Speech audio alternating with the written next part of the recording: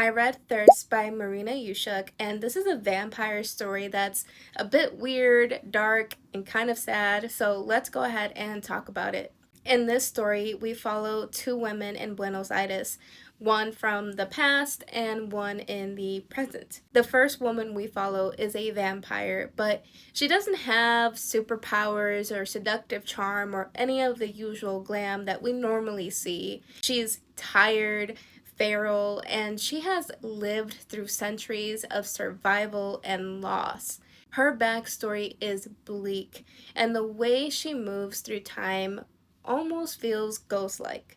Then, in the present day, we meet a woman who is dealing with her mother's declining health, a recent divorce, and a deep, quiet loneliness. And she's really trying to juggle caregiving, co parenting, and just surviving and existing. She's trying to keep it together for her son Santiago, but emotionally, she's unraveling. Eventually, their paths cross when the modern woman is given a mysterious key and it accidentally opens a crypt that's been sealed for a long, long time. From there, the two women form a connection. It's not your typical vampire human dynamic, it's quiet and awkward, which, given the circumstances, makes sense. But their connection was rushed, in my opinion, which felt completely off with how slow the rest of the book felt. Which is why, to me, the connection could have been strong, but it just felt awkward because of how rushed it was. Now, what I liked, the atmosphere is heavy. It feels like you're walking through fog in an old city, which I loved.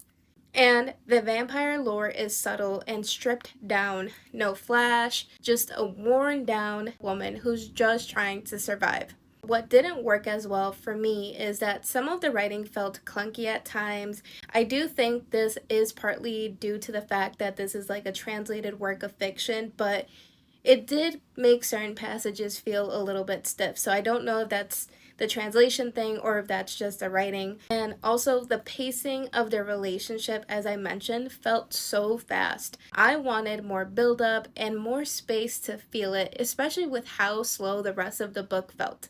Overall, Thirst is a quiet, haunting novel that sits somewhere between gothic horror and literary fiction. It's about grief, loneliness, memory, desire, and connection, and it doesn't shy away from the messiness of any of it. That said, part 1 and part 2 felt like two entirely different books. The tone, the pacing, and the focus shifts so much that it threw me off a bit. I really wanted to love this, and while I appreciated what it was doing, it ended up feeling kind of underwhelming. But if you're into character-driven stories with queer representation and a slower, more literary take on vampires, then it still might be worth picking up. If you've read it, I would love to know your thoughts, and as always, happy reading.